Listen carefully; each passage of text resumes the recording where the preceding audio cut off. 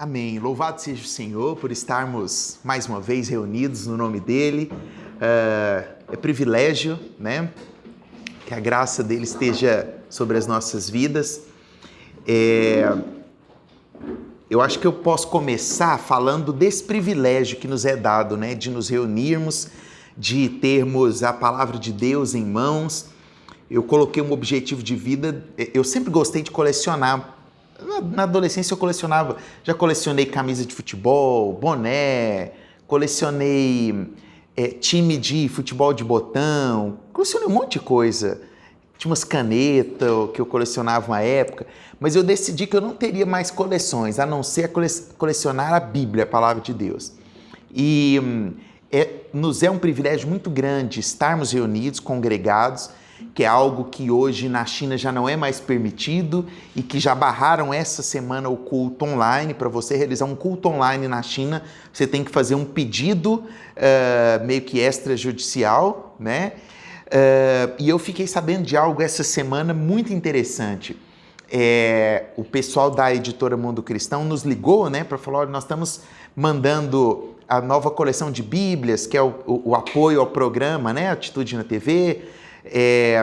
Eles nos apoiam com as Bíblias, né, que nós comercializamos, e o dinheiro é para gravarmos lá o programa, que é a nossa obra missionária. E aí, na conversa com o diretor, né, da empresa, ele me falou uma coisa que eu não sabia, eu não sei se você sabe também. E eu acho que isso me incentiva mais ainda a continuar com a minha coleção de Bíblias, que, lógico, na verdade é muito mais que uma coleção, né? Material de estudo. Ele me disse que hoje o maior fornecedor do mundo de folha, ele falou o nome da folha, que é a folha das nossas Bíblias, é a China. A China ganhou todo esse mercado do mundo. E ele me disse que hoje a editora ela parou a produção de determinados materiais por conta do valor desse papel, que praticamente dobrou desde o início da pandemia para cá. Nada acontece no mundo por acaso, né? E não é teoria da conspiração. A China tomou esse mercado de propósito. Nós, em breve tempo, não teremos mais esse privilégio que nós temos de ter a Bíblia em abundância. Então, por isso que eu comecei, né? É um privilégio estarmos aqui, é um privilégio termos a palavra de Deus. Porque se nós conhecemos muito bem, né, a capacidade desse país em manter os seus princípios que eles têm, né? Não vou citar para o YouTube censurar a nossa palavra dessa hoje, mas eu não vou citar aquilo que você já sabe o que é do perfil do país deles lá. Eles têm hoje todo o mercado de produção de Bíblias do mundo está nas mãos dele. Por exemplo, essa editora, né, que é a nossa parceira editora Mundo Cristão, eles me falaram que mais de 90% do material produzido, mais de 90% das Bíblias que são produzidas é com papel vindo de lá, da China.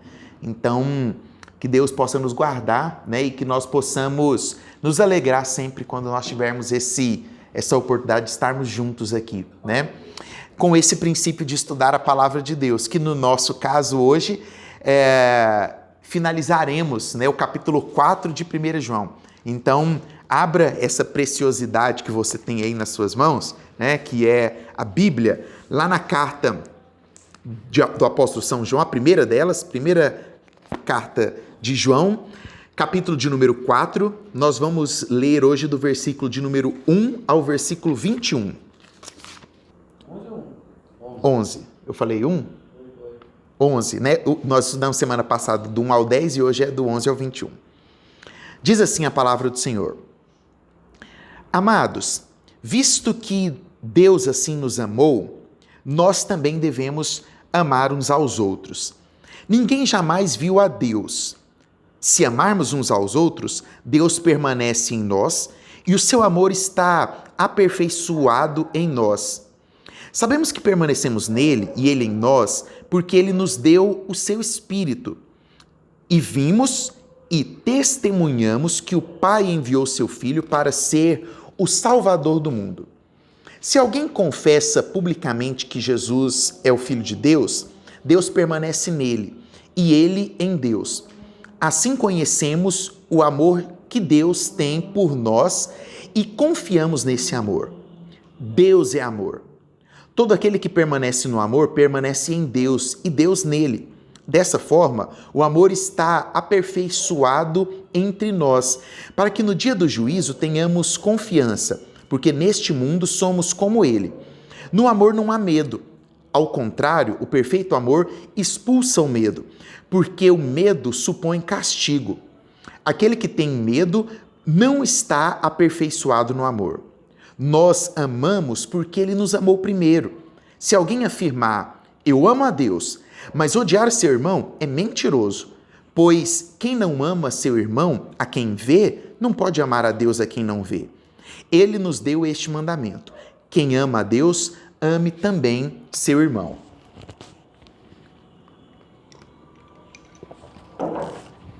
O apóstolo João vai, a partir de agora, encerrar o capítulo de número 4, tratando de forma muito específica sobre aquilo que ele começou conosco na semana passada, né? Que era sobre o perfil de um verdadeiro cristão. Como conhecer um verdadeiro cristão.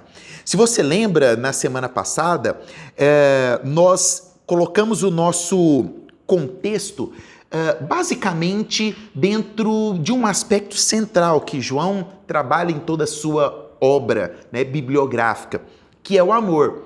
E esse amor, para ser manifesto na vida de um verdadeiro cristão, João ele nos ensinou, e nós vimos isso, que esse amor ele precisa, em primeiro lugar, partir do imperativo, né? Porque João ele destaca, olha, amemo-nos uns aos outros, né? Isso é uma ordenança.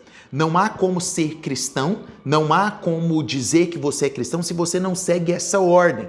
E o próprio João ele já havia nos ensinado, né, que o contrário do amor é o ódio. Então, na semana passada nós vimos que o amor ele precisa ser exercido no imperativo. Esse amor ele tem uma procedência, e a procedência nada mais é do que divina, porque todo amor emana e procede de Deus.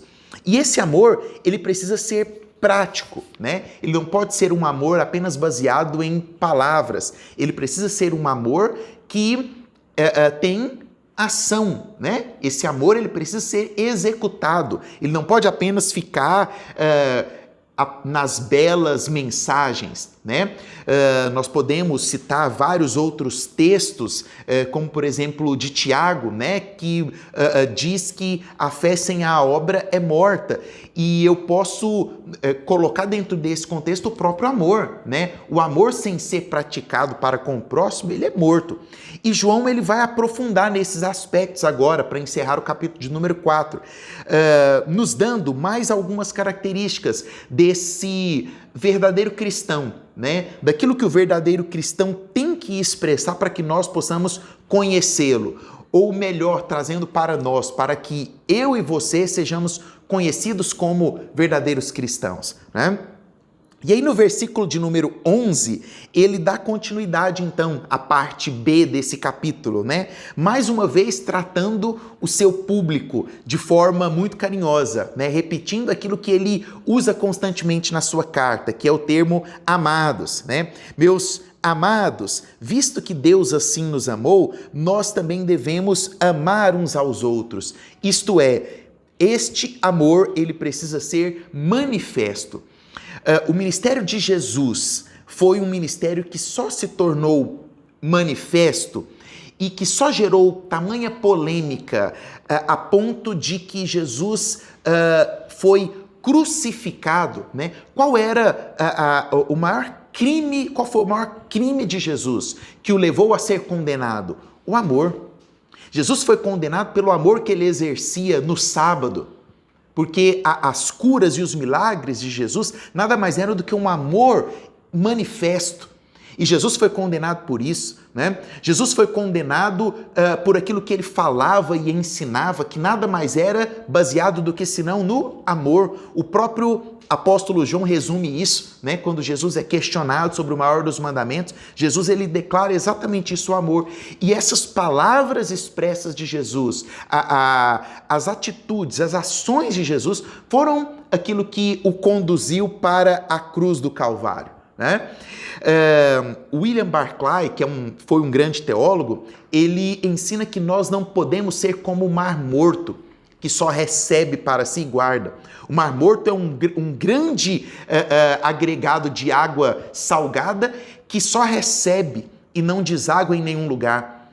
E aí Barclay ele compara isso como cristão, é por isso que não há vida no Mar Morto, né? E ele fala, nós precisamos ser como o Mar da Galileia no período de Jesus, que recebe e deságua e por isso possui vida no seu interior. Nós também precisamos ser assim. Aquilo que recebemos de forma tão graciosa, eu por uma época eu falava muito isso, né?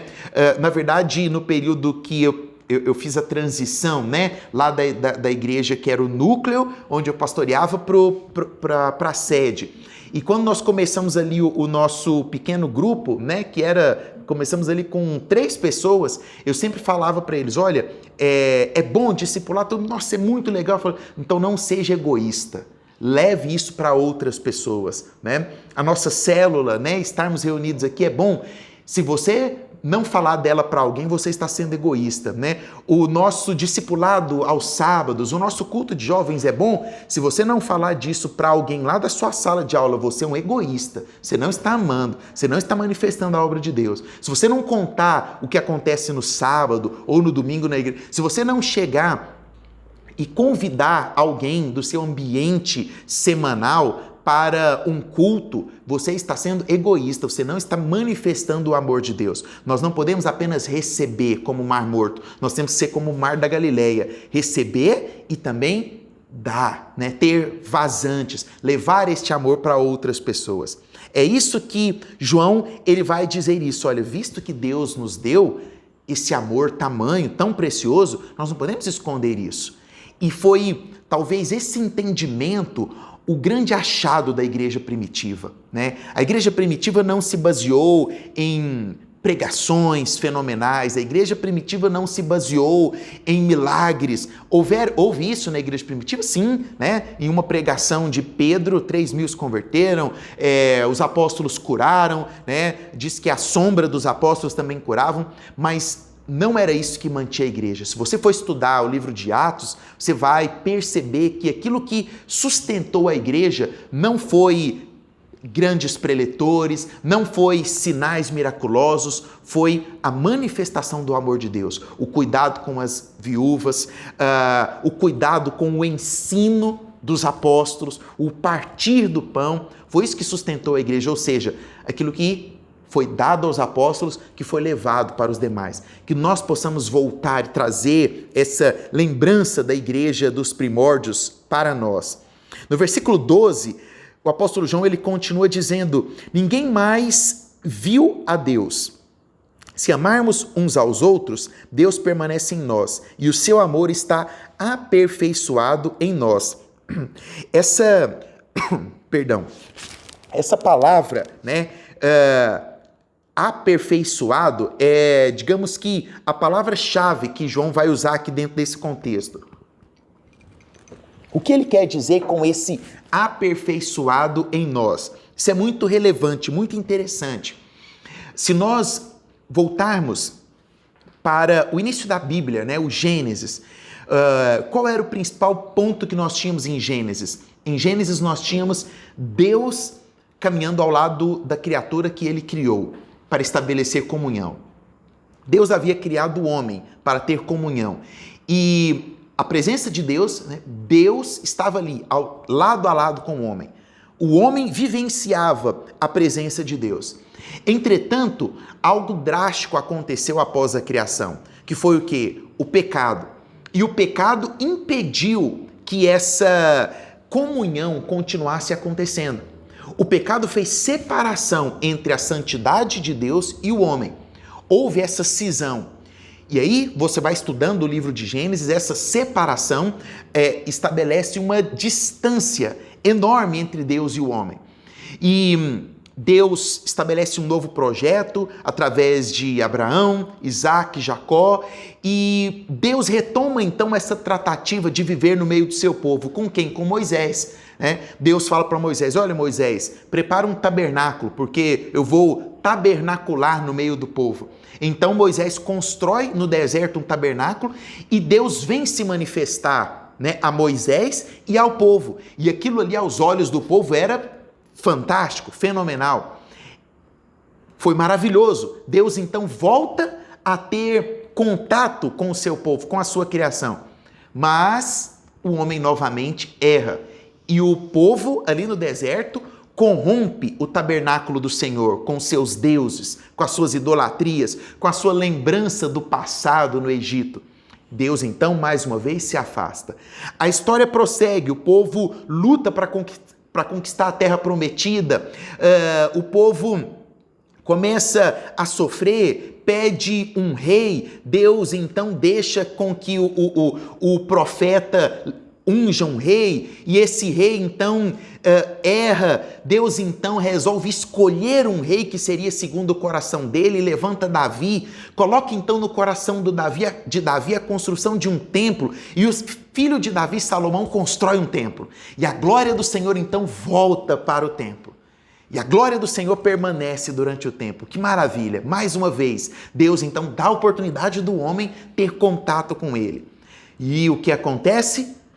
O rei Salomão morre, começam a se levantar novos reis, e esses reis corrompem o templo do Senhor.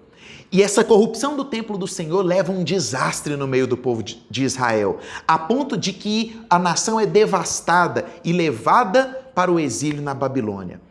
Não haveria mais outra possibilidade de Deus se manifestar a não ser na plenitude dos tempos. Através de quem? Seu único filho, Cristo Jesus.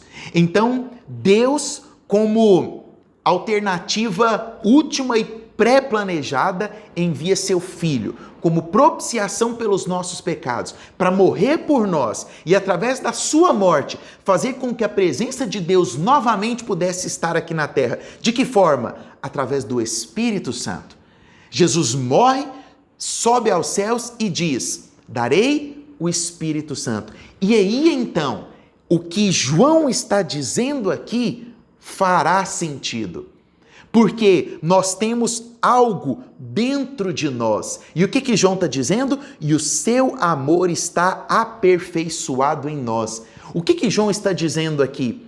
Que Deus, na sua grandeza, na sua soberania e na sua imensidão de amor, não se contentou em ver todos esses processos sendo inibidos.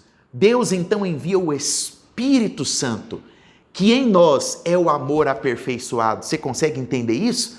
É isso que João está dizendo. Olha, diante de toda essa história, Deus, através de Jesus Cristo, envia o Espírito Santo, que é o amor manifesto em nossos corações. E isso é gracioso, isso é grandioso, saber que nós, por natureza, somos totalmente corruptíveis, corrompidos, sujos. O pecado habita em nós por natureza, mas o Espírito Santo de Deus está em nós, e Ele é o amor que é aperfeiçoado todos os dias dentro dos nossos corações. E aí então, João diz: sabemos que permanecemos nele e ele em nós, porque ele nos deu o seu Espírito. Nós permanecemos então nesse amor, porque esse Espírito foi nos dado, e esse Espírito coopera para que esse amor possa ser renovado todos os dias dentro do nosso coração. E aí João vai dizer algo muito claro, algo muito precioso no versículo 14. Ele diz: vimos e testemunhamos que o Pai enviou seu Filho. Isso aqui é muito relevante, porque historicamente inúmeros filósofos, inúmeros líderes poderiam ter rebatido isso que João escreveu aqui. Porque João escreveu para os contemporâneos de Jesus. João, tendo sido o último dos apóstolos a falecer, ele escreveu para pessoas que também estiveram ali contemporâneas à igreja primitiva e para pessoas que foram discípulos direto de Pedro, pessoas que foram discípulos direto de Tiago e assim por diante. E o que João escreveu aqui poderia ter sido refutado por qualquer um. Opa, como assim, João? O que você viu? Né? O que você testemunhou? E aí João poderia ter respondido, está lá no Evangelho, todos os milagres, tudo aquilo que eu escrevi a respeito de Jesus. E isso em momento algum, durante toda a história da igreja, é refutado de forma proeminente, de forma clara. Não houve um sequer que se levantou e falou assim, isso que João escreveu aqui está errado, porque não há provas disso aqui, do seu testemunho, né? Daquilo que ele viu. A Bíblia como um todo, ela é riquíssima em provas cabais do Jesus Cristo humano, que você há alguns dias aí ouviu falar bastante sobre esse Jesus humano, e também sobre esse Jesus eterno. Mais do que isso, as provas que nós temos desse Jesus humano não se limitam apenas aos 12 apóstolos. Jesus não tinha apenas 12 discípulos, né? Centenas de pessoas viram esse Jesus ressurreto, estiveram com esse Jesus durante os 40 dias que ele ficou manifesto no meio dos discípulos. João, então, está aqui atestando esse Jesus humano e esse Jesus eterno. E ao atestar isso, ele diz algo muito valioso, que nós utilizamos aqui na música que cantamos, que havia sido combinada previamente, né? Nós tínhamos combinado de cantar essa música e eu tinha combinado com vocês que eu ia falar exatamente da palavra permanecer. Uai, não tinha combinado isso, não, Raquel? Não tinha combinado essa música, não? Conexão divina. Que coisa, né? Eu achei que eu tinha mandado um áudio no WhatsApp para vocês, né? Que Cristo presciência, né? Nós cantamos que firmado estarei, sempre te amarei, incomparáveis são tuas promessas, né? Firmado estarei. O que João está falando aqui? Permanecemos. Aquele que está firmado, ele faz o quê? Ele permanece, ele está ali. Sopra o vento, ele permanece. Vem a tribulação, ele está firmado. Ele é como barco no meio da tempestade, que está ali porque ele tem uma âncora. O Senhor é a nossa âncora, a âncora de nossas almas. João vai usar esse termo pelo menos mais umas 3 vezes entre o versículo 13 e o versículo 16, né? Ele diz, sabemos que permanecemos nele, no versículo 13, aí depois lá no versículo 15, se alguém confessa publicamente que Jesus é o Filho de Deus, Deus permanece nele, né? E assim conhecemos o amor que temos porque confiamos nele, e ele vai dizer mais uma vez, permanecemos lá no versículo 16, essa palavra, né?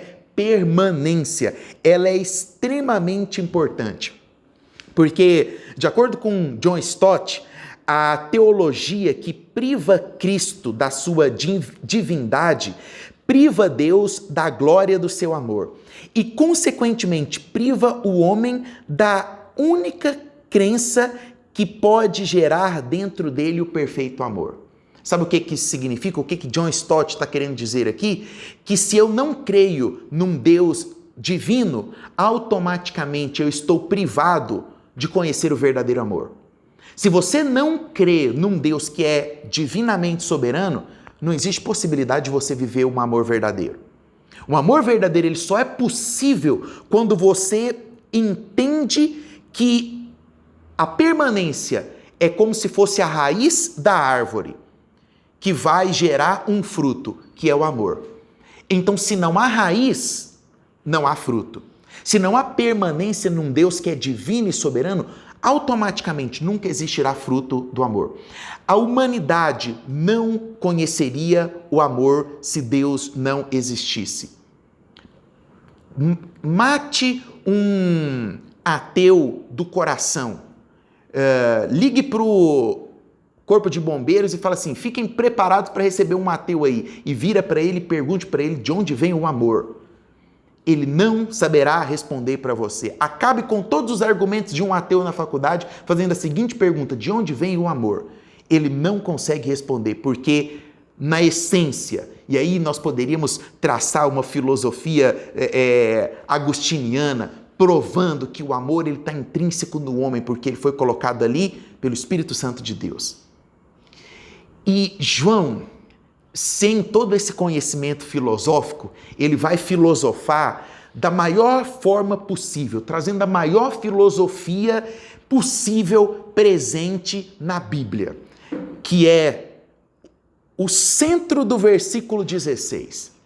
A maior filosofia, o maior contexto filosófico do mundo, João traz aqui, quando ele diz o seguinte: Deus é amor. Talvez a maior afirmação e mais categórica de toda a palavra de Deus, talvez a principal afirmação bíblica está aqui. Deus é amor. João faz isso numa simplicidade tão absurda, mas numa profundidade tão grande, porque ele basicamente vai nos explicar todos os fundamentos que nós temos como cristãos, os quais somos reconhecidos, com essa afirmação: Deus é amor. Sabe por quê? Porque eu citei, o primórdio do mundo através de Gênesis. E Deus é amor por causa da criação. A criação, ela é prova da essência da natureza divina.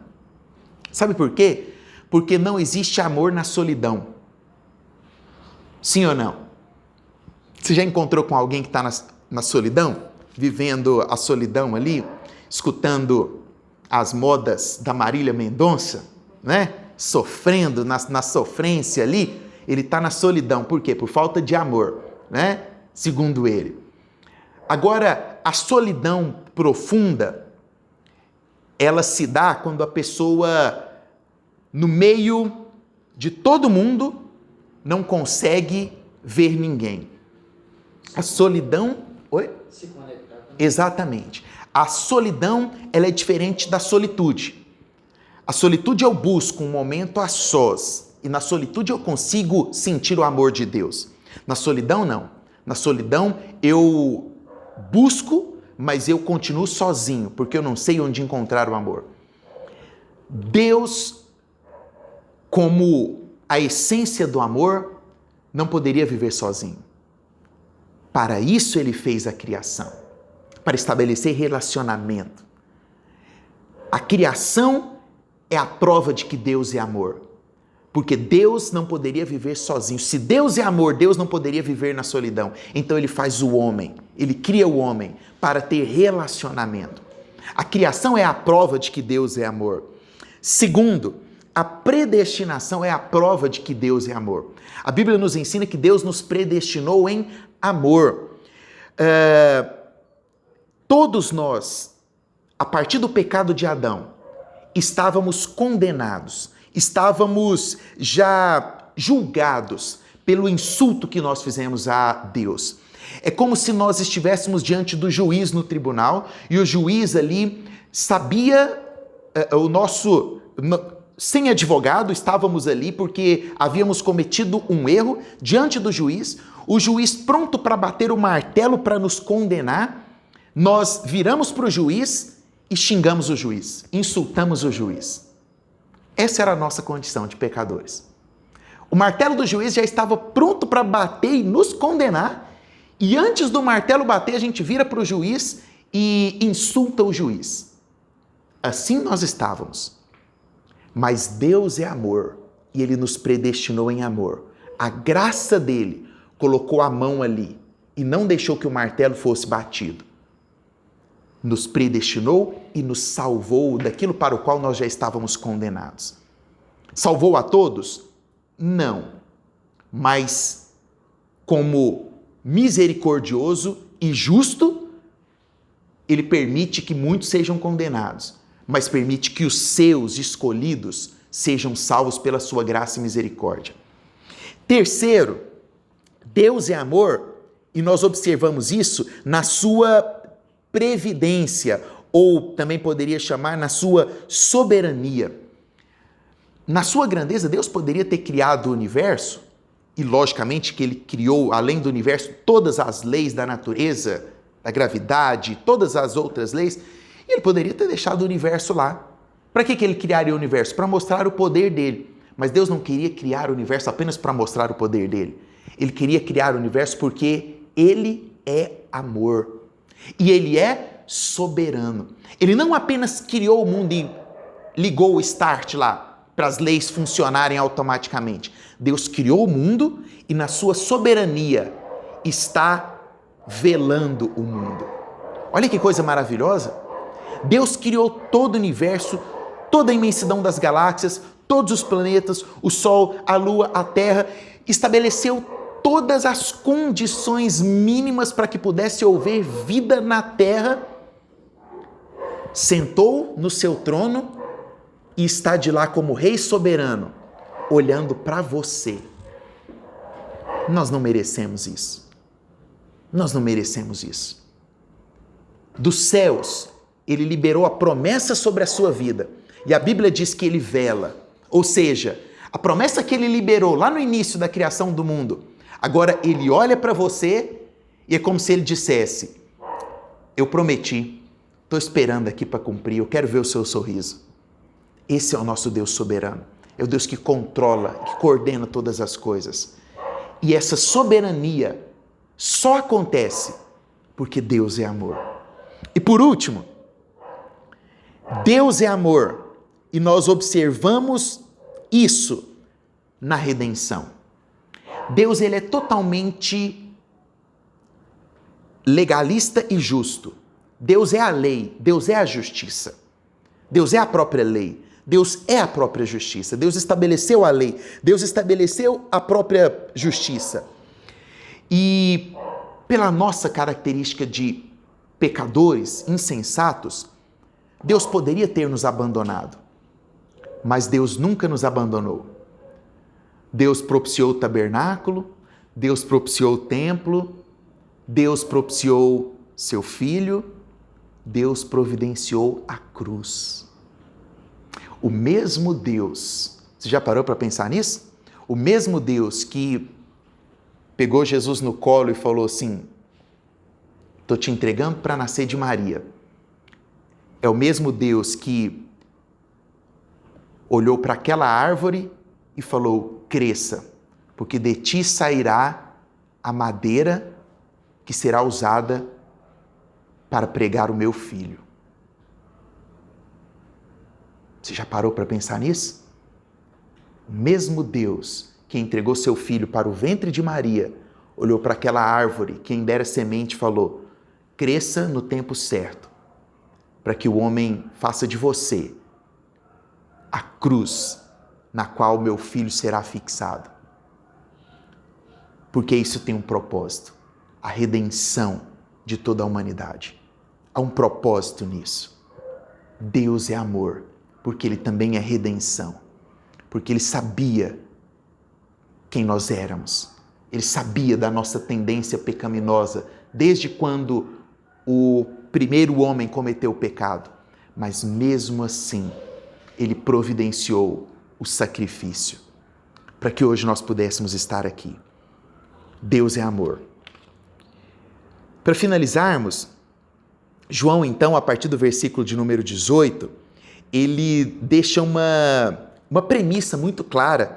Ele diz: Deus é amor, e no versículo 18, portanto, no amor não há medo. A palavra utilizada aqui para medo vem do original grego, que é o crisisfobia. O que significa essa palavra medo, que é crisisfobia, que João utilizou aqui?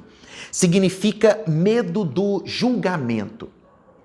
A palavra que João colocou aqui tem esse significado específico. Então, se nós fôssemos ler, no original, nós iríamos ler: no amor não há medo do julgamento. E é interessante porque quem sente medo, geralmente tem medo de algo do passado que o assombra, ou tem medo de algo do presente que o perturba, ou tem medo de algo do futuro que o ameaça. O medo, ele transita entre os 3 tempos, passado, presente e futuro. Ou o indivíduo tem medo de algo do passado que vem na mente dele e fica assombrando, ou ele tem medo de algo do presente que está perturbando a alma dele, ou ele tem medo de algo do futuro que está ameaçando ele. E por isso ele está tenso por um possível julgamento que ele vá sofrer. Mas Deus é amor.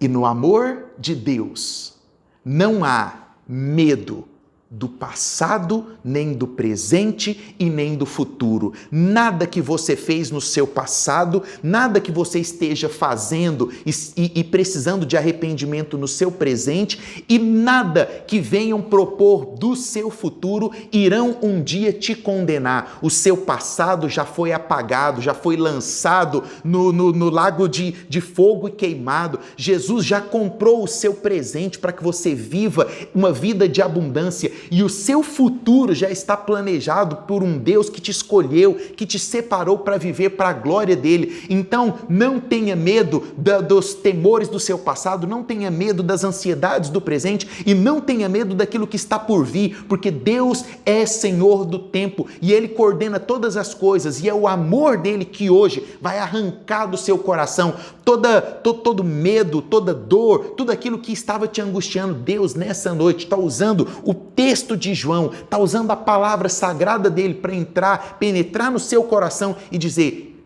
eu sou o amor, e onde o amor habita não há medo. Não há coisas do passado, nem do presente e nem do porvir. Nada nos separará do amor de Deus que está em Cristo Jesus, nosso Senhor. Você crê nisso? Amém. E aí nós podemos então finalizar com o versículo 19, onde João estabelece talvez os princípios newtonianos aqui, né? Ele coloca assim que nós amamos, porque Deus nos amou primeiro, né? Ele coloca aqui talvez o primeiro chamado da lei da ação e reação, né? Nós não amamos porque nós temos capacidade de amar. Nós só amamos porque um dia Deus nos amou e aí nós reagimos à ação de Deus. O nosso amor é uma reação ao mais verdadeiro, puro e genuíno amor que vem de Deus. Se nós amamos hoje é porque Deus um dia liberou o amor dele sobre os nossos corações. Você precisa exercer esse amor. Nós não podemos passar um dia sequer sem trazer à memória aquilo que aconteceu ao nosso favor. Nós precisamos coordenar os nossos dias, porque se existe algo... Eu vou abrir um parênteses aqui, antes de partir para o encerramento. Se existe algo que o inimigo ousa e tenta todos os dias é fazer-nos esquecer da obra redentora de Cristo Jesus. E nós precisamos muito tomar esse cuidado de não deixar cair no esquecimento dos nossos dias a obra de Cristo Jesus. Nós não podemos, por exemplo, celebrar a Cristo apenas no dia 25 de dezembro, mas nós precisamos trazer à memória aquilo que Cristo representa todos os dias. É interessante você comemorar a Páscoa? Sim, é muito interessante você lembrar da morte vicária de Jesus, mas você não pode lembrar da Páscoa apenas na Semana Santa. Daí uma dica: exerça a Quaresma, separe as semanas antes da Páscoa para lembrar e para fazer um propósito diante de Deus, porque senão você vai comemorar a Páscoa comendo chocolate, vai comemorar a Sexta-feira Santa comendo chocolate, o domingo e a segunda você já esqueceu. Nós temos que ter em nosso coração metodologias para nunca nos esquecermos daquilo que de mais precioso Deus fez. E você sabe por que nós caímos em pecado? Você sabe por que nós muitas vezes nos angustiamos com coisas do passado? Sabe por que muitas vezes o diabo consegue colocar temores no nosso coração? Porque nós esquecemos da preciosidade que é o nascimento e a morte de Cristo Jesus. Coloca lá no seu espelho todos os dias um versículo que te lembre: e Jesus nasceu de Maria, né? Como o texto que encontraram no ano passado, né? Nas escavações em Israel. E coloque lá: e foi visto ressurreto pelos seus discípulos. A tumba está vazia. Lembra disso todo dia, todo dia, todo dia. Lembra que um dia Deus lançou uma semente na terra para que aquela semente germinasse e fosse madeira para a cruz do Senhor? Mais do que isso, lembra que Deus fez um propósito. Sabe por quê? Porque antes de Jesus nascer, outra árvore também tinha sido plantada. Sabe qual, Caian? A árvore da madeira para manjedoura. Olha que coisa fenomenal. Antes de semear a semente da madeira da cruz, Deus semeou a semente que seria usada para fazer a madeira para manjedoura, porque Deus já estava preparando a vinda de Jesus. Nunca se esqueça disso. Sabe por quê? Porque enquanto você estiver lembrando disso, você não vai estar dando espaço para o inimigo lançar medo no seu coração. E isso é uma obra maravilhosa de ação e reação. Quando nós lembramos disso, nós lembramos que Deus nos amou porque Ele enviou o seu Filho e nós passamos a exercer o amor. E aí, por último, João, ele encerra nos versículos de número 20 e 21, dizendo que ninguém pode afirmar que ama a Deus odiando a seu irmão, né? Como que nós poderemos amar a Deus que nós não estamos vendo e não amar o irmão que nós não estamos vendo? João Calvino, ele é enfático num princípio fundamental de que nós precisamos exercer esse amor. Ele diz assim que é uma falsa jactância quando alguém diz que ama a Deus, mas negligencia sua imagem que está simplesmente diante dos seus olhos. Como que eu posso amar a Deus? Com aquilo que está diante dos meus olhos. Se o homem é a imagem e semelhança de Deus, aqueles que estão ao meu redor precisam ser amados. Mas olha, não precisa ir lá para a guerra, querer amar as pessoas lá na guerra, não, né? E mentir que você está amando as pessoas na guerra, né? Não precisa arrecadar dinheiro para ir para a guerra, fingir que você está amando as pessoas, não. Ame dentro da sua casa. Ame muito. Ame de todo o seu coração, de todo o seu entendimento. Ame a sua família. E aí, quando começar a transbordar de dentro da sua casa, você vai ver que vai ficar fácil amar quem está fora. Exerça aquilo que há de mais precioso na palavra de Deus. Exerça aquilo que é o centro de toda a Bíblia. Aquilo que todos os grandes pesquisadores, teólogos, consideram como o centro do coração da Bíblia. Se você pegar 9 em cada 10 teólogos e perguntá-los qual é o versículo central de toda a Bíblia, possivelmente os 9 vão virar para você e vão falar assim: o centro da Bíblia está na revelação joanina dada por Deus ao apóstolo do amor, de que Deus amou o mundo de tal maneira, Deus amou o mundo de tal maneira que deu seu Filho unigênito. Olha, esse foi... eu vi alguém postando alguma coisa assim: escreva aqui nos comentários o primeiro versículo da Bíblia que você decorou. Eu não escrevi não, porque eu vi que a pessoa estava querendo era ganhar muitos comentários lá, né? E eu fiquei pensando, qual foi o primeiro versículo da Bíblia que eu decorei? Qual foi? Primeiro versículo da Bíblia que toda criança decora na salinha é João 3,16. Não tem ninguém que não sabe João 3,16.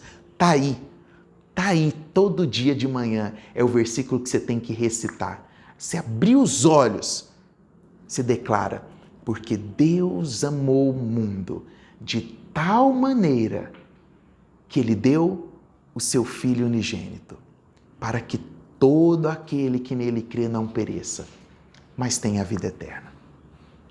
Vamos orar? Senhor, nós bendizemos o Teu magnífico nome. Obrigado, Pai, porque quando não sabemos mais para onde sair, quando não temos mais perspectiva daquilo que o Senhor pode fazer, o Senhor nos surpreende com a imensidão do seu amor. E não apenas nos surpreende, mas nos alcança com seu amor. O amor de Deus, ele é palpável e nós podemos sentir o amor de Deus nos envolvendo aqui nessa noite, nesse lugar. Obrigado a Deus porque o Espírito Santo nos abraça nessa noite com o calor de um amor que não nos deixa passar frio quando nos lembramos das coisas que angustiam o nosso coração e que trazem calafrios à nossa alma. O amor de Deus é como um abraço que nos consola quando nós estamos tensos pela dificuldade enfrentada no presente. O amor de Deus é um amor forte que nos abraça e nos incentiva a caminhar na perspectiva de encontrar um futuro que já nos foi separado, que já nos foi presenteado por Deus. Senhor, aqui nós estamos diante da Sagrada Escritura do Senhor. Que nós não tenhamos, ó Deus, o desprazer e nem a tristeza de um dia não tê-la mais em nossas posses. E que essa Escritura tão sagrada, tão preciosa, tão valorosa, ó Deus, seja nessa noite o consolo para a nossa alma. Que o centro, ó Deus, dessa Escritura seja a pavimentação de todo o nosso caminho turbulento, seja a âncora que nos deixa estável, que nos faz permanecer, ó Deus, diante de todo o sopro, diante de todo o vento, diante de toda tempestade. Que essa palavra, ó Deus, continue nos mantendo estáveis, continue, ó Deus, nos mantendo vigorosos, caminhando, ó Deus, caminhando como peregrinos nessa jornada, ó Deus, e que esta palavra seja a força que nos faça continuar acreditando que dias melhores estão por vir, mesmo quando todo mundo está mal. Pai querido, que nós possamos reagir a esse amor do Senhor manifesto em nossos corações. Que esse amor possa ser aperfeiçoado todos os dias pelo Teu Espírito Santo. E que haja, ó Deus, em nossa mente, em nosso intelecto, em nosso racional e também no nosso espírito, ó Deus, a certeza de que não há nada maior do que aquilo que um dia o Senhor nos prometeu, que é o amor precioso do Senhor. Que nós possamos, ó Deus, viver todos os nossos dias centrados na maior premissa, ó Deus, que existe nesse mundo. Deus é amor. Assim nós oramos, em nome do Teu Filho amado, Cristo Jesus, que morreu naquela cruz do Calvário, como propiciação dos nossos pecados. Jesus Cristo, o Nazareno. Amém, amém e amém. Deus te abençoe em nome de Jesus.